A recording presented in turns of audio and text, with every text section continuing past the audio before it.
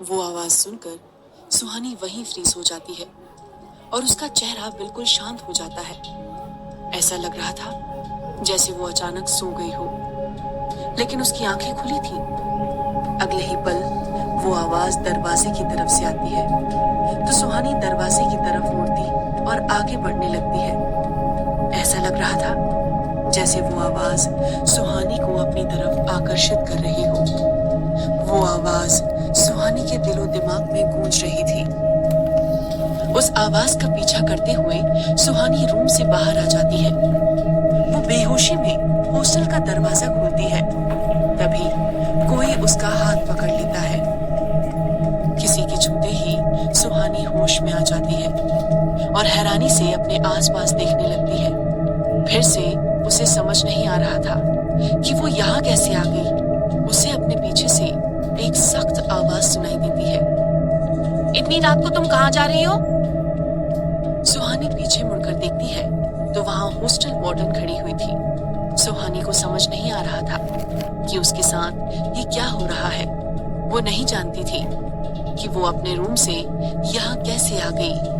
वहीं वार्डन गुस्से से सुहानी को घूर रही थी। वार्डन को इस तरह गुस्से में देखकर सुहानी घबरा जाती है और वो हकलाते हुए कहती है, मैम मैम वो मैम। इससे आगे वो कुछ नहीं कह पाती। उसे ऐसा लग रहा था जैसे कुछ देर पहले उसका खुद पर कोई कंट्रोल ही नहीं था।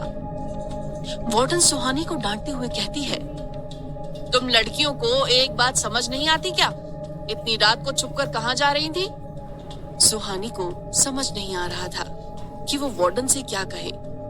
वो थोड़ा रुककर कहती है, मैम मैं कहीं नहीं जा रही थी। मैंने वो आवाज सुनी और फिर सुहानी अपने सर पर हाथ रखकर कहती है, मुझे खुद नहीं पता कि मेरे साथ ये क्या हो रहा है। सुहानी की ऐसी हालत देखकर वार्डन के चेहरे के भाव बदल जाते हैं।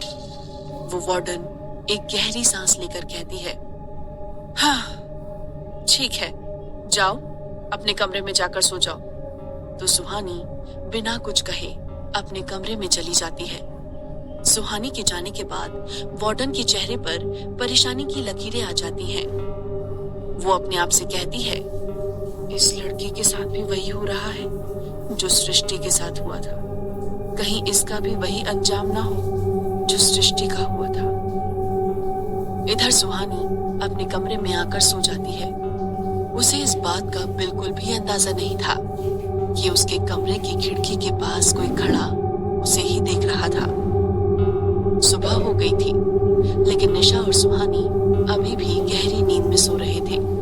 तभी उनके कमरे के दरवाजे पर कोई दस्तक देता है। सुहानी की नींद खुल जाती है और वो उठकर दरवाजा खोलती है तो दरवाजे पर वार्डन खड़ी थी।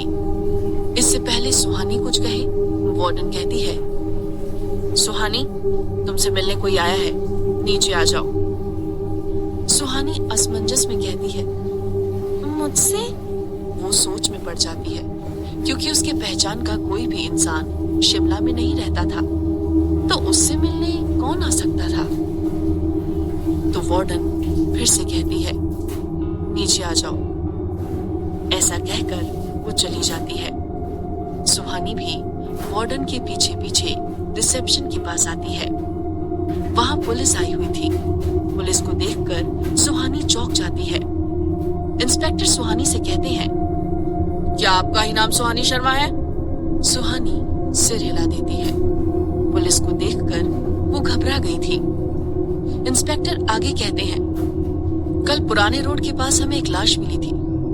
क्राइम लोकेशन के पास हमें आपका आईडी कार्ड मिला है। जरा चेक कीजिए, ये आप ही का है ना? और अगर आपका ही है तो ये वहां कैसे पहुंचा? क्या आप हमें बता सकती हैं कि परसों रात को आप कहाँ थी?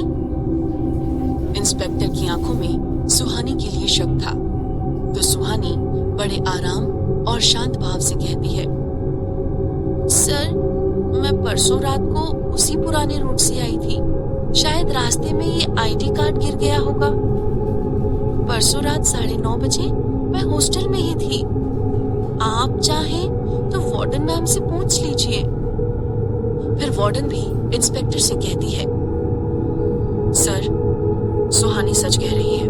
परसों रात 9:30 बजे से पूरी रात ये इसी हॉस्टल में थी। ये सुनकर इंस्पेक्टर सुहानी से कहते हैं, जब आप रात को पुराने रोड से आ रही थी तो क्या आपने कुछ अजीब नोटिस किया था?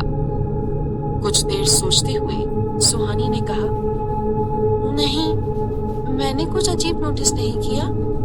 सुहानी जानती थी कि जो भी उसने उस पुराने रोड पर देखा था उस बात पर कोई भरोसा नहीं करेगा, इसलिए सुहानी वो बातें पुलिस से शेयर नहीं करती।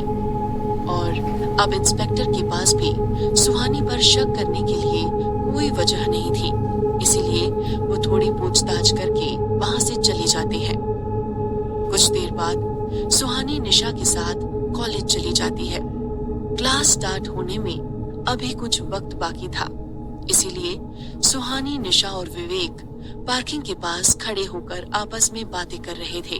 तभी ब्लैक कलर की एक कार उस कैंपस में आकर रुकती है, तो सभी की नजरें भी उस कार पर जाकर रुक जाती हैं। कार से एक लड़का बाहर निकलता है। उसने blue jeans, black leather jacket पहना हुआ था। उसकी हाइट लगभग 6 फीट थी। उसकी पर्सनैलिटी बहुत शानदार थी। पूरे कॉलेज की नजर उस लड़के पर जाकर रुक जाती है। सुहानी, निशा और विवेक भी उसे ही देख रहे थे, लेकिन वो लड़का बिना किसी पर ध्यान दिए सीधे कॉलेज के अंदर चला जाता है।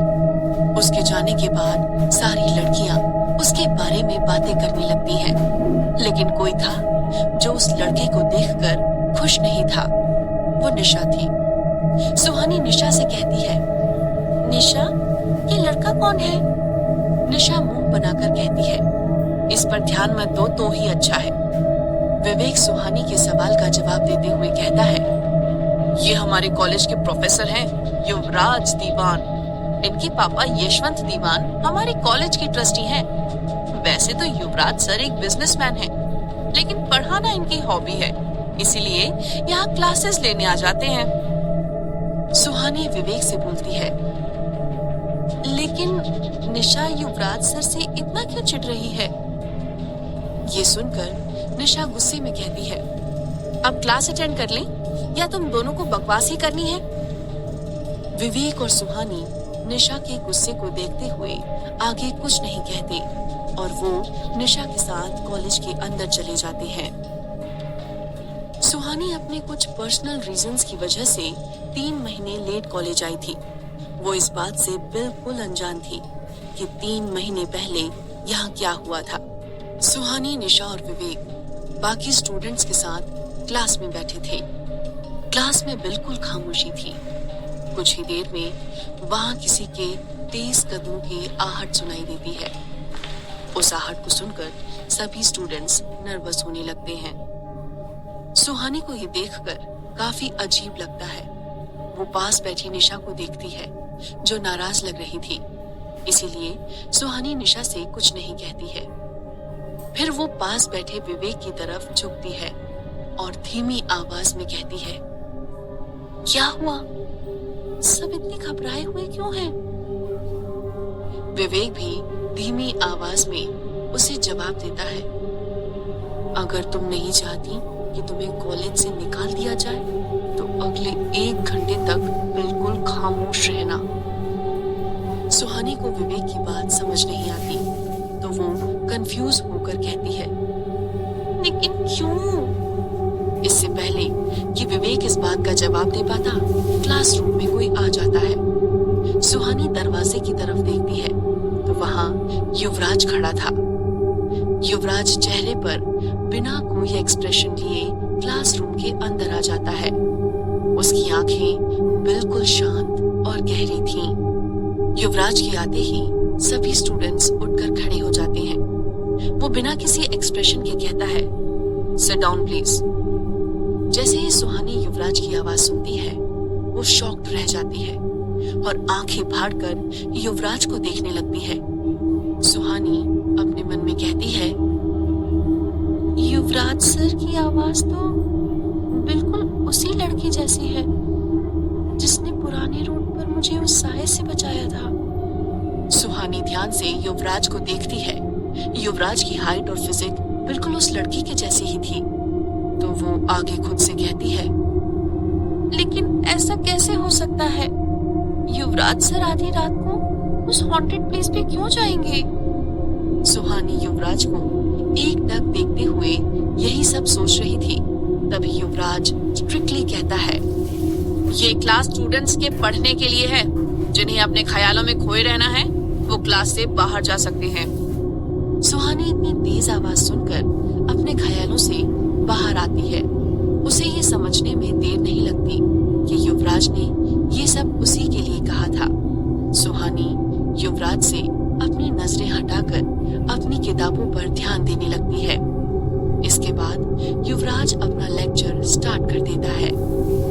युवराज क्लास में लेक्चर दे रहा था और सुहानी एकटक उसे देख रही थी। वो चाहकर भी अपने ख्यालों को नहीं रोक पा रही थी और ना ही युवराज से अपनी नजरें हटा पा रही थी। युवराज ये बात अच्छे से नोटिस कर रहा था, लेकिन वो रिएक्ट नहीं कर रहा था।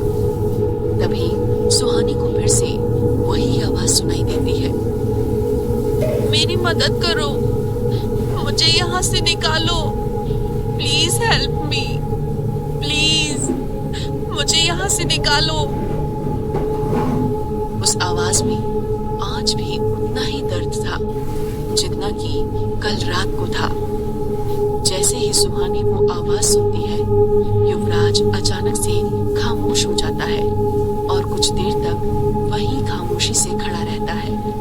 कुछ देर बाद युवराज को याद आता है कि वो क्लास में है और वो बिना कुछ कहे बीच में ही क्लास छोड़कर चला जाता है। सुहानी को ये काफी अजीब लगता है, लेकिन बाकी के स्टूडेंट्स युवराज के इस एरोगेंट बिहेवियर से वाकिफ थे, इसीलिए उन्हें ये बिल्कुल अजीब नहीं लगा। सुहानी कंफ्यूज होकर खुद से कहती है, वो आवाज आते ही युवराज सर खामोश क्यों हो गए थे? क्या उन्होंने भी वो आवाज सुनी? सुहानी को समझ नहीं आ रहा था कि कॉलेज आते ही उसके साथ ये क्या हो रहा है। वो सोच में पड़ जाती है कि ये सब सच है या उसका कोई इमेजिनेशन। रात का वक्त था। निशा और सुहानी डिनर टेबल पर बैठे थे। दोनों के सामने डिनर रखा हुआ था, लेकिन निशा कुछ खा नहीं रही थी। वो काफी गुस्से में लग रही थी। निशा को ऐसा देखकर सुहानी उसे छेड़ते हुए कहती है, क्या हुआ मैडम, आपका मूड इतना ऑफ क्यों है? विवेक से लड़ाई हो गई क्या? ये सुनकर निशा सुहानी को गुस्से से एक नजर देखती है, लेकिन कोई जवाब नहीं देती। निशा का ये रिएक्शन देखकर सुहानी समझ जाती है कि बात कुछ सीरियस है। इस बार सुहानी सीरियस होकर कहती है, क्या बात है निशा, तुम मुझे बता सकती हो? तो निशा चिढ़ते हुए कहती है, वो युवराज दीवान, जब भी उसे देखती हूँ ना तो मेरा खून खौल जाता है। चला क्यों नहीं जाता वो कॉलेज से? सुहानी क्यूरियस होकर कहती है, यार उनकी स्टोरी क्या है? तुम उनसे इतना गुस्सा क्यों हो? निशा एक गहरी सांस लेकर अपना गुस्सा कंट्रोल करने की कोशिश करती है और फिर कहती है, सुहानी, तुमसे पहले मेरे रूम में एक लड़की रहती थी। उसका नाम सृष्टि था। वो मर चुकी है। उसकी मौत का जिम्मेदार और कोई नहीं बल्कि वही युवराज दीवान है। सुहानी ये सुनकर शॉक्ड रह जाती है और कहती है, युवराज सर, लेकिन कैसे? वो सृष्टि की मौत के जिम्मेदार कैसे हो सकते हैं? निशा आगे कुछ कहने ही वाली होती है, तभी हॉस्टल की लाइट्स चली जाती हैं। मेस में बैठी सारी लड़कियां चिल्लाने लगती हैं, अरे अब लाइट क्यों चली गई? ये भूतिया जगह कम है क्या डराने के लिए, जो अंधेरा भी हो गया? वार्डन लड़कियों को शांत करते हुए कहती है, तुम सब शांत हो जाओ, मैं रघु से कहती हूँ लाइट चेक करने के लिए। सुहानी को अभी भी पूरी बात जाननी थी, तो वो निशा से कहती है, निशा पूरी बात तो बताओ। लेकिन निशा उसे टालते हुए जवाब देती है, फिर कभी यार, आज मूड ठीक नहीं है और देखना लाइट भी चली गई है। सुहानी आज ही पूरी बात जानना चाहती थी, लेकिन वो निशा का मूड देखकर उसे फोर्स नहीं करती है। डिनर के बाद निशा और सुहानी अपने रूम में आ जाते हैं। निशा गहरी नींद में सो चुकी थी, लेकिन सुहानी बेड पर लेटे हुए सीलिंग को घूर रही थी। इस वक्त उसके दिमाग में निशा की कई बातें ही चल रही थीं कि सृष्टि की मौत का जिम्मेदार युवराज दीवान है। ये सोचते हुए सुहानी कहती है, अगर मैं सही हूँ तो उस रात युवराज सर ने ही मुझे उस साय से बचाया था, जबकि वो मुझे जानते भी नहीं थे। तो फिर वो किसी की मौत की वजह कैसे हो सकती है? और आज वो ऐसे अचानक क्लास से क्यों चले गए? क्या वो भी उन आवाजों को सुन सकते हैं जो मुझे सुनाई देती है? क्या युवराज भी उन आवाजों को सुन सकता था? आखिर क्यों बचाई थी युवराज ने सुहानी की जान? जानने के लिए सुनते रहिए ये कहानी।